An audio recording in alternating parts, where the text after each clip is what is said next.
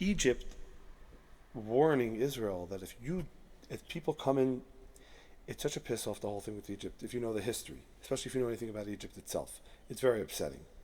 Basically, Egypt's warning Israel that if you continue to do this and this, and then you're going to let people down south into the border, past the border into Egypt, if people are going to have to go there, we're going to break off diplomatic relationships with you. It's so disgusting when you know what Egypt is and the history of Israel and Egypt. Okay, so 1948, Egypt sent in a bunch of battalions to go attack Israel. Israel tricked them in by allowing them to pass the main army and attacking them from the back, and then using the Davidka and using some fake bombs from airplanes, and the lazy Egyptians went back because they could have gone to Tel Aviv, okay, but there were two whatever. If you know anything about Egypt now, I never knew anything about Egypt, so I read about it. Then the '67 war, Egypt with Russian armor. Without Russian armor, there would have been nothing.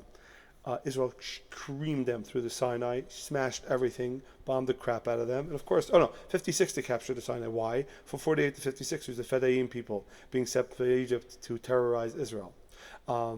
So finally in 56, they went into there with France and England helping them out. They went into the Sinai Peninsula. Then they left right away. Okay, 67, they smashed Egypt. They destroyed the place. There was no problem. 73, they weren't ready to go in until 75, and then Moshe Dayan decided that he doesn't like the fact that he looks like a fancy progressive general, and he wanted to be like the cool people from World War One and World War Two, and he's going to be like one of those people. So he doesn't want to attack first because the people of the greater international stage are going to say about Israeli aggression.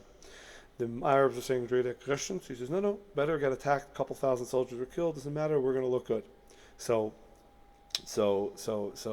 they allowed the Yom Kippur War to happen, and they attacked first. Israel surrounded them. Some soldiers didn't have what to eat for 8 days. I spoke to them on the ground, those people, and Ariel Sharon surrounded them and smashed them. And then in '79, Israel said, "Oh, Carter, who was like a mixture of Obama and Biden in his hatred towards Israel and Jewish people, said he pushed Israel, he pressured them, and Begin." He went to Lubavitch Rebbe then, and then he went to D.C., and he gave up on 40 years of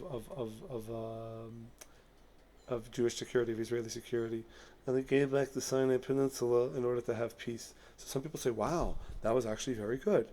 But look what's happening now. They allowed a lot of weapons into Gaza. Now Israel wanted to give Gaza back to Egypt, like take it. They said, "No, you hold on to Gaza, you hold on to the problem area. We're going to get the whole Sinai back." And they built Yamit, and they had oil fields and everything. But Israel was like basically the low confidence Jew. Moshe Dayan in his book, from almost 100% Moshe Dayan, I have to find this book, read it many years ago. He was embarrassed. He had shame in front of meeting the Egyptian general. Because he said he's going to meet the Egyptian general, and he was saying, "I'm walking with a limp, I'm walking with an eye patch, I feel a little this, a little that. How am I going to meet them to negotiations?" And he went on and on about that. And when I read the book, I'm wondering why you feel that way. I actually went to Egypt, so I came here before Sukkot, and then one day I spent 12 hours in Egypt. Okay, now, sorry, the place is a toilet bowl. All right, now, it's sad to say, it's not like I gloat, because it would be nice if Egypt was powerful. If Egypt was powerful, if Jordan was powerful, in a good way, if those countries that had peace with Israel were more powerful, the whole place would be better off. That's why Israel also needs to be powerful, because if Israel's not powerful, then the whole area suffers. Egypt's a toilet bowl. It's the toilet bowl of the Middle East, okay? And it's the Middle East you're talking about. It's a sad place. You walk out of so in the airport's one thing. You walk out of the airport, and then you go to the pyramids. You think the pyramids, very fancy place, and you see all these like postcards about it, pyramids. Someone comes over to you, "Do you want a tour?" And you're like, "Hey, no." So usually in normal society, you walk away. Maybe you linger for 30 seconds. Someone stands there for 20 minutes, they're staring at you. They don't like it. So thankfully, I found this two tourists, a couple, Egyptian with a German girl or Austrian, I don't remember.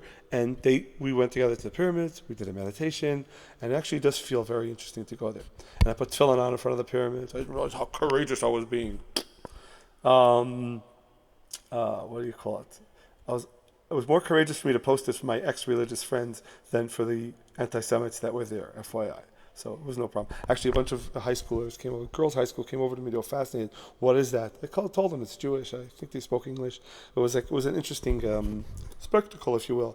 But seriously, Egypt's a toilet bowl of a country. It was never a big deal to win them. It's not like they smashed them. They did smash them, but now that I visited a country, once you there's nothing. Okay, you could read 1,000 books about a place. You could talk to people, watch movies, and everything, till you actually boots on the ground or shoes on the pavement. Until you actually are there, you'll never understand it.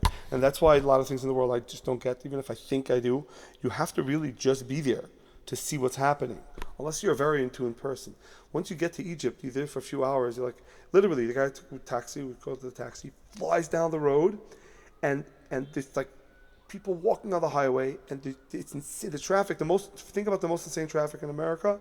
That's happening all the time, and it's Rahmanas. It's terrible. I feel bad for these people. The amount of like anxiety or like stress, the high tension that goes on all that's over, and there's smashed buildings on both sides of the highway for miles and miles and miles. Not buildings not put up. It's not a great. It's sad. It's not like your society you want to laugh at. It's a sad society.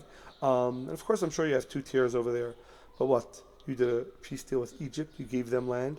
Now you have the worst enemy in the world, the worst of the worst, got armed through tunnels. And then they're going to see that now that they go to Rafah.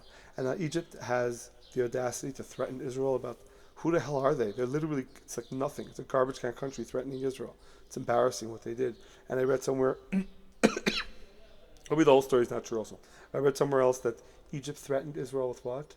Oh, Egypt's now going to be part of the ICJ or something about Israel's genocide. Okay, so again, being in Israel, talking to soldiers, you see from that the idea of genocide is such, like, you can get so much information by just talking to people, by just feeling them out.